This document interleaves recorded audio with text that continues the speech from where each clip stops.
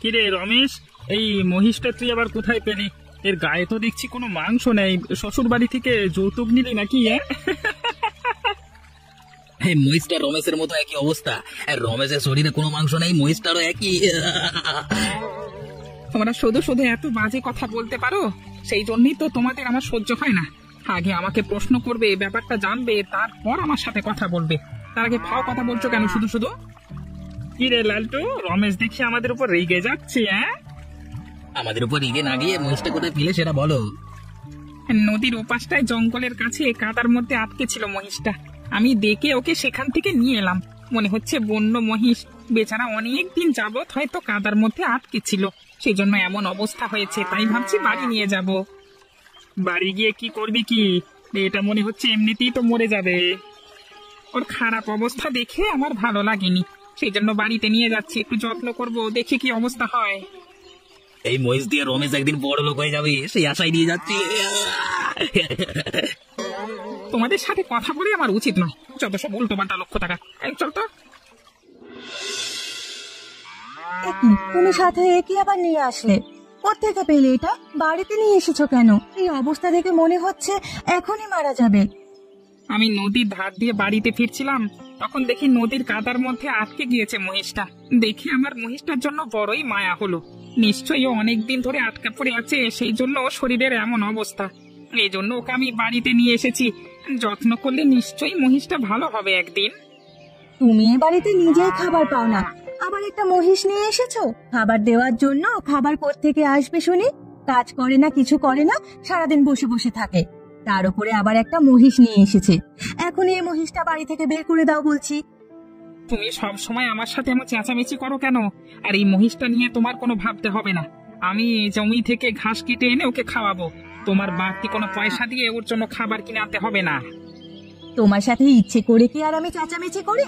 চেঁচামেচি না করলে তুমি তো ভালো থাকো না।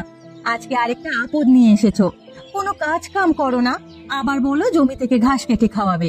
পরে আমারে কিনা আবার ঘাস কাটতে হয়। আমি বললাম তো তোমার কিছুই করতে হবে না, তুমি দেখে নিও, আমি এটা যত্ন করবো। পরে যদি দেখি এধার ওধার হয়েছে, তাহলে তোমাকে শুদ্ধ বাড়ি থেকে বের করে দেবো। হ্যাঁ,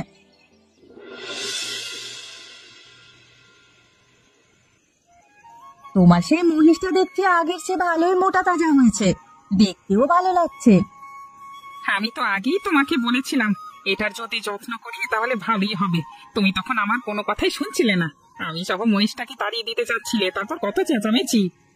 তখন তোমার এই মহিষটা দেখে আমার তো মনে হচ্ছিল এই মহিষটা বুঝি আর বাঁচবে না। শুধু শুধু এর পেছনে টাকা নষ্ট করে লাভ আছে? এর পেছনে তোমার কোনো টাকাই নষ্ট হলো না। আমি তো বলেছিলাম তোমার কোনো টাকা নষ্ট করতে হবে না, আমি নিজেই এর যত্ন নেবো। দেখেছো কিভাবে আমি যত্ন নিয়েছি? নিজেই তো ঘাস কেটে এনেছি। হয়েছে হয়েছে, বুঝেছি, তুমি অনেক বড় কাজ করেছো। এখন আমার একটা কথা শোনো। তোমার কথাই তো শুনছি, কি বলবে বলো। মহিষটা যেহেতু মোটা তাজা ভালোই হয়েছে, বাজারে বিক্রি করে দাও। বিক্রি করলে এখন ভালোই দাম পাবে। কবে আবার মরে যায় তখন তো লোকসান হবে। আগে ভাগে এটা বিক্রি করে দাও, সংসারে আয় উন্নতি হবে। এসব তুমি কি বলছো? মহিষটা আমি এত যত্ন করে লালন পালন করেছি, বিক্রির জন্য নয়। আমি এটাকে ভালোবেসে ফেলেছি, এটার মায়ায় পড়েছি। কোনোভাবেই আমি এই মহিষ বিক্রি করব না, তোমাকে বলে দিলাম। আমার কথার উপরে কথা বললে তো? ঠিক আছে, থাকো তাহলে, তুমি তোমার এই মহিষ নিয়েই থাকো।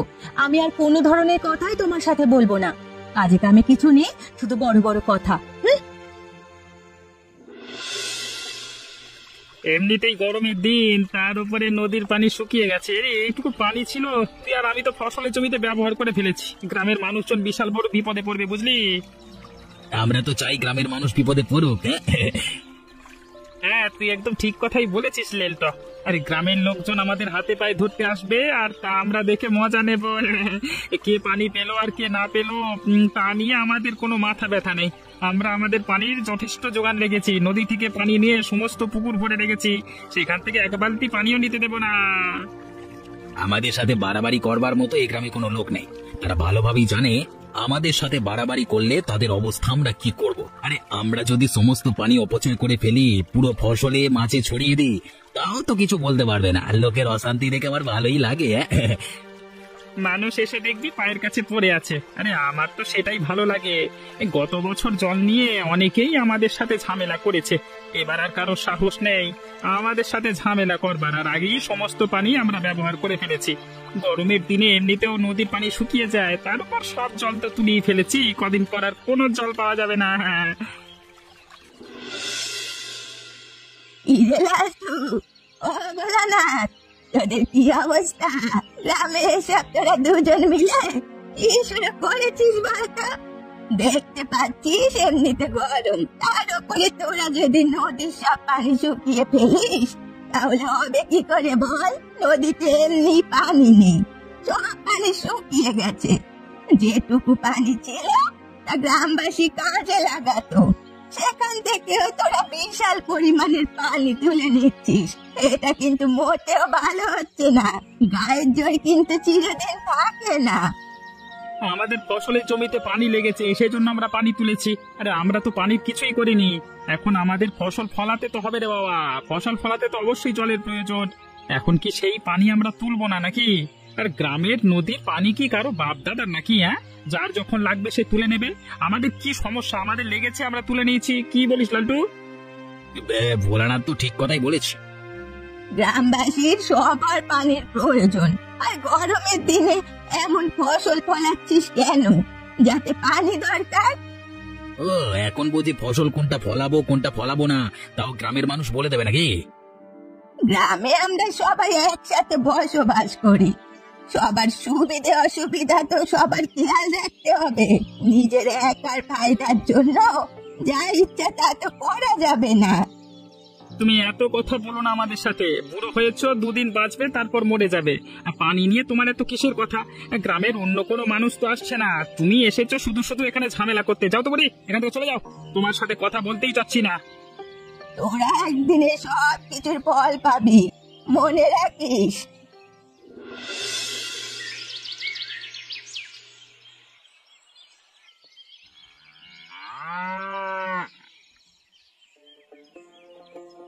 কি এই গরমের মধ্যে মহিষটার দুধ তো দেখছি খুবই ঠান্ডা। হ্যাঁ, এই প্রকৃতি স্বাভাবিক ভাবে কোনো প্রাণীর দুধ এত ঠান্ডা থাকে না। কি এমন হলো? হ্যাঁ, মহিষটার দুধ এত ঠান্ডা। অনুরাধা, তুমি কোথায়? এইদিকে এসে দেখে যাও, বিশাল বড় একটা কাণ্ড হয়ে গেছে। কি হয়েছে? সকাল সকাল এত চেঁচামেচি করছো কেন? ওদিকে আমার রান্না, চুলায় রান্না করব নাকি সকাল সকাল তোমার এমন চেঁচামেচি শুনবো? কাজ কাম তো কিছুই করো না, সারাদিন শুধু চেঁচামেচি করো। কি জন্য ডেকেছো তাড়াতাড়ি বলো, আমার এদিকে কাজ আছে। আরে এদিকে বিশাল বড় এক কাণ্ড হয়ে গেছে। এই মহিষটার দুধ তো আমি দহন করছি, দেখছি যে এই মহিষটার দুধ সব থেকে ঠান্ডা। এত ঠান্ডা দুধ আমি কোনোদিনও দেখিনি। এ তো বিশাল বড় অবাক কাণ্ড। হ্যাঁ, তুমি শুনেছো মহিষের দুধ এত ঠান্ডা হয়? আমি বলেছি না তোমার এই মহিষ নিয়ে আমি আর কোনো কথাই বলবো না তোমার সাথে।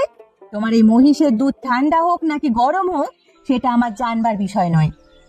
আরে তুমি বুঝতে পারছো না, এখন হচ্ছে প্রচন্ড গরম। এই গরমের মধ্যে মহিষের ঠান্ডা দুধ দিয়ে আমি যদি কুলপি তৈরি করি তাহলে সেগুলো বিক্রি করে ভালোই পয়সা আসবে। এই গরমের মধ্যে মানুষ ঠান্ডা কিছু যদি খাবার জিনিস পায় তাহলে তারা দেখবে সবকিছু একদম কিনে নেবে। এটা তো তুমি ঠিকই বলেছো, তাহলে তাই করো, এই মহিষটার ঠান্ডা দুধ দিয়ে কুলপি বানানো শুরু করে দাও। তুমি আমাকে সাহায্য করো, হ্যাঁ, দুজন মিলেই বানাই। আচ্ছা ঠিক আছে। ইরে রমেশ, হঠাৎ করে গ্রামের মধ্যে তুই কি শুরু করলি? বাচ্চা থেকে বুড়ো গ্রামের সবাই তো তোর দোকানে দেখছি ভিড় জমেছে। কি এমন বিক্রি করছিস তুই? তেমন কিছুই বিক্রি করছি না বুড়িমা, কুলফি বিক্রি করছি। সবাই আমার কুলফি খাচ্ছে, ভালোই পছন্দ করছে, এজন্যই সবাই এভাবে জড়ো হয়েছে। গ্রামে তো পানির বড় অভাব, কুলফি কিভাবে তৈরি করছিস তুই? তার উপর এত ঠান্ডা। জলের কোনো প্রয়োজন পড়ছে না, আমার যে মহিষটা আছে না সেটা এমন ঠান্ডা দুধ দেয়, সেগুলো দিয়ে তো আমি এমন কুলফি বানানো শুরু করলাম। দেখছি গ্রামের মানুষ সবাই সেটা ভালোই পছন্দ করছে। কি বলছিস? মহিষ ঠান্ডা দুধ দেয়? আমি এত বড় মানুষ তাও কোনোদিন শুনিনি মহিষ ঠান্ডা দুধ দেয়। সত্যি বলছিস তুই? মিথ্যে বলবো কেন তোমার সাথে? এমন ঠান্ডা কুলফি আমি আর কোথাও পাবো বলো? মহিষ এমন ঠান্ডা দুধ দেয়, তাই তো আমি এটা তৈরি করতে পেরেছি। খেতেও ভারী মজার। তোমাকে একটু দেবো নাকি, খেয়ে দেখবে? আমি এত বুড়ো মানুষ খেতে পারবো কিনা সেটাই তো ভাবছি। আরে পারবে পারবে, অতটা ঠান্ডা নয়, তোমার কোনো সমস্যা হবে না। তুমি দাঁড়াও, আমি তোমাকে কুলপি দিচ্ছি। আচ্ছা ঠিক আছে, এত করে যেহেতু বলছিস দে তাহলে।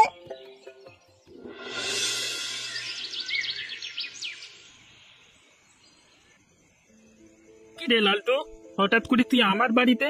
তা কি মনে করে? গ্রামে কি কাণ্ড কারখানা হয়ে চলেছে, তা কি তুই খবর রাখিস? গ্রামে গঞ্জে তোকে আজকাল দেখতেই পাওয়া যায় না। কোথায় থাকিস তুই সারাদিন?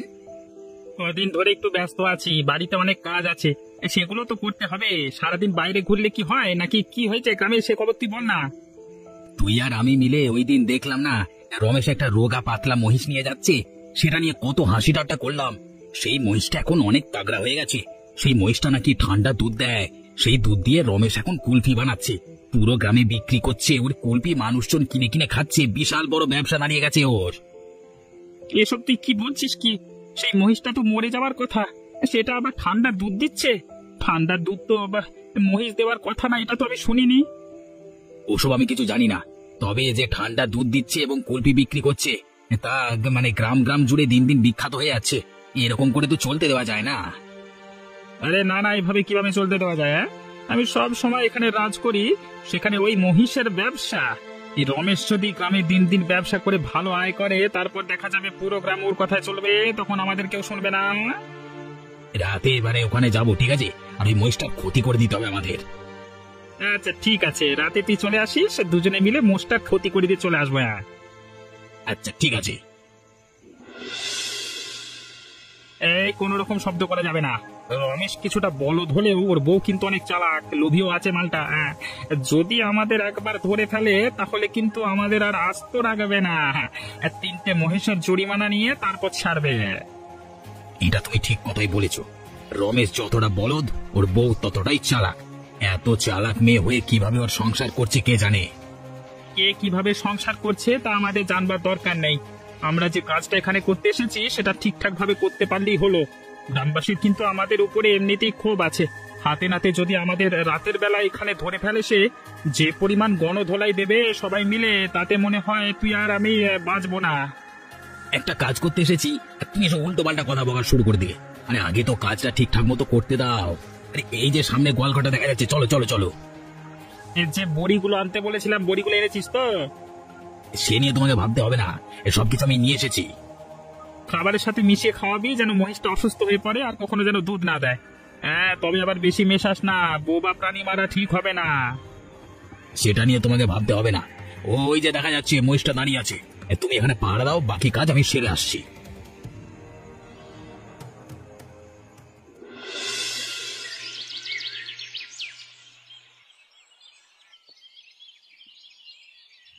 হায় হায় হায়, আমার মহিষটার কি হয়েছে? এমন করে শুয়ে আছে কেন? নিশ্চয়ই কোনো কিছু হয়েছে, না হলে তো এইভাবে কখনো শুয়ে থাকে না। দুধ দহন করবো তাও তো পাচ্ছি না। অনুরাধা, কোথায় গেলে তুমি? এদিকে এসো, দেখে যাও আমার মহিষটার কি হয়েছে। কি হয়েছে আবার? আজকে তোমার মহিষের দুধ দহন না করে আমাকে এভাবে ডাকছো কেন?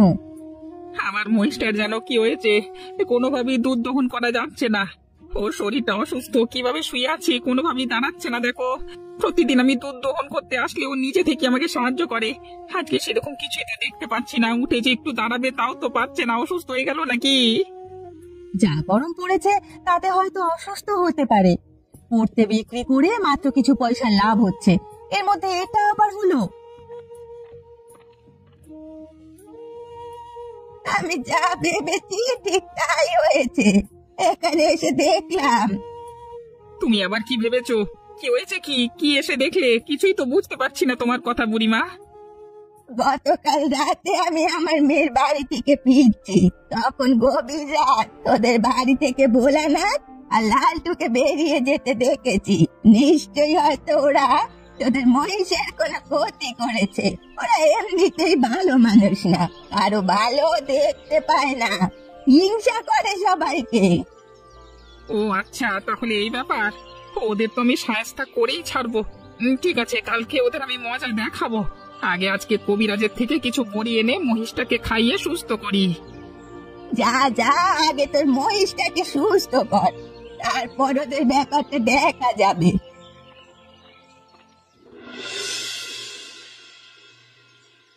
হঠাৎ করে কি যে হয়েছে কিছুই তো বুঝতে পারছি না। কালকে রমেশ সবাইকে বিনা পয়সায় কুলফি খাওয়ালো, গ্রামের কেউ খেয়েছে কিনা তাও তো দেখিনি। আমাদের ডেকে বিনা পয়সায় ইচ্ছে মতো কুলফি খেতে দিল, তারপর থেকে সারা রাত শরীরটা খারাপ করেছে। এখন কিছুই তো বুঝতে পারছি না। শরীর খারাপ বলে তোমার বাড়িতে এসে একটু শুয়েছিলাম তো, এরপর থেকে বিছানা থেকে উঠতেই পারছি না।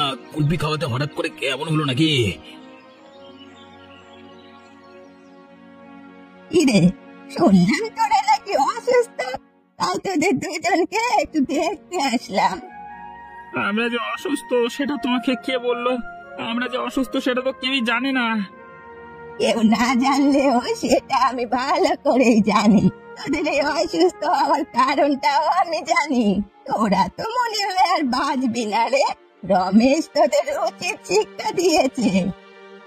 কি বলছো তুমি বুড়িমা? বাঁচবো না মানে? রমেশ আবার আমাদের কি শিক্ষা দিল? এখনো বুঝতে পারছিস না? রমেশ কি শুধু শুধু তোদের বিনামূল্যে এত কুলপি খাইয়েছে নাকি? তোরা যেমন রমেশের ক্ষতি করেছিস, রমেশ সেটার প্রতিশোধ নিয়েছে। আচ্ছা, তাহলে এই ব্যাপার। একটু সুস্থ হই, তারপর ওই মহেশের কি অবস্থা পুরো তুমি দেখে নিও। আগে তো সুস্থ হ। সুস্থ হয়ে গ্রামের লোকের গণদোলায় খেয়ে আবার হাসপাতালে যাবি, কোনো সমস্যা নেই।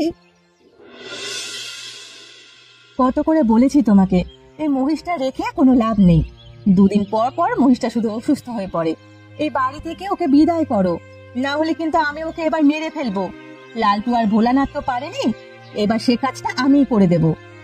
এই মহিষটা তোমার কি ক্ষতি করেছে বলো তো? এতদিন দুধ দিয়েছে, কুলপি বানিয়েছি, আয় উন্নতি হয়েছে। যেই মাত্র অসুস্থ হলো এখন তুমি চাচ্ছ ওকে বিক্রি করে দিতে। এখন বর্ষা শুরু হয়েছে, গ্রামের নদীতে জলে ভরে গেছে।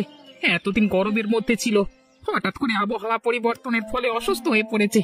দেখবে ও কিছুদিন পরে সুস্থ হয়ে যাবে। আমি আর কিছুই দেখতে চাই না। কাল সকালে এই মহিষটা তুমি বাজারে তুলে বিক্রি করে দেবে। যদি কালকের পরে তোমার এই মহিষ আমি আমার বাড়িতে দেখি, তাহলে তোমাদের দুজনকে বের করে দেব। এতদিন মহিষটা যখন আমাদের পরিবারে এত সাহায্য করেছিল তখন তোকে তোমার ভালোই লেগেছে। যেই মাত্র অসুস্থ হয়ে দুধ দেওয়া বন্ধ করে দিয়েছে অমনি ওকে আর তোমার সহ্য হচ্ছে না। তুমি হচ্ছে আসলে একজন লোভী ব্যক্তি। সামান্য একটা মহিষের জন্য তুমি আমাকে লোভী বললে? তোমার বউয়ের চেয়ে এখন তোমার কাছে ওই মহিষটা বড় হয়ে গেল। নিজে কিছু করো না? সারা বছর আমি আমার বাড়ি থেকে টাকা এনে এই সংসার চালিয়েছি। আমারটা খেয়েছো, আমারটা পড়েছো, এখন আবার আমাকে লোভী বলছো? তোমার তো সাহস কম নয়? আমার সাহস কম?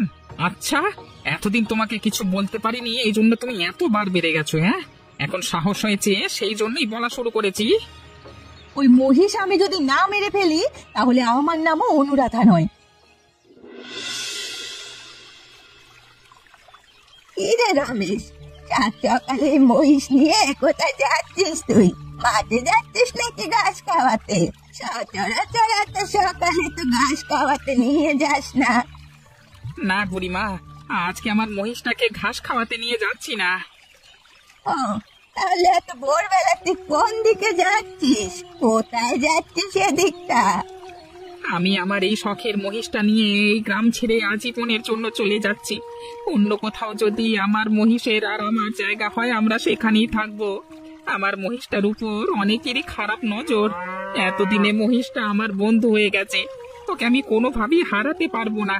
ওকে আমি সব সময় দেখে রাখবো, আমার সাথে রাখবো। গ্রাম ছেড়ে চলে যাব, তাহলে ওকে আর কেউ কখনো ক্ষতি করতে পারবে না। এতদিন শুনেছি, তোকে না দেখলে কোনোদিনই বিশ্বাস করতে পারতাম না। একটা পশু ও মানুষের মধ্যে কিভাবে এত ভালো একটা বন্ধুত্ব হতে পারে, তোকে দেখে আজকে বুঝতে পারলাম। তবে এটা ভেবে কষ্ট লাগছে, কিছু বদমাশ লোকের কারণে, কিছু মানুষের লোভের কারণে তোকে তোর এই মহিষ নিয়ে গ্রাম ছেড়ে চলে যেতে হচ্ছে। এটা আমাদের জন্য আসলে দুঃখজনক। ওসব নিয়ে আমার কোনো মাথা ব্যথা নেই। দেখছো না পুরো গ্রামটার কি অবস্থা হয়েছে? মানুষ মানুষকে এখন আর মানুষ বলে মনে করছে না। অসুখে তারা কি আর মনে করবে এই গ্রাম আমার আর আমার বন্ধু মহিষটার জন্য উপযুক্ত নয়, তাই গ্রাম ছেড়ে আমরা চলে যাচ্ছি গো। যা, তোরা চলে যা, তোদের দেরি হয়ে যাচ্ছে। তখন তোদের কেউ দেখে ফেললে ক্ষতি করার চেষ্টা করবে। তবে এ গ্রামে আর কোনোদিনও ফিরে আসিস না, আর আসিস না। তোমাকে অনেক ধন্যবাদ বুড়িমা, তুই আমাকে অনেক সাহায্য করেছো। ভালো থেকো কেমন।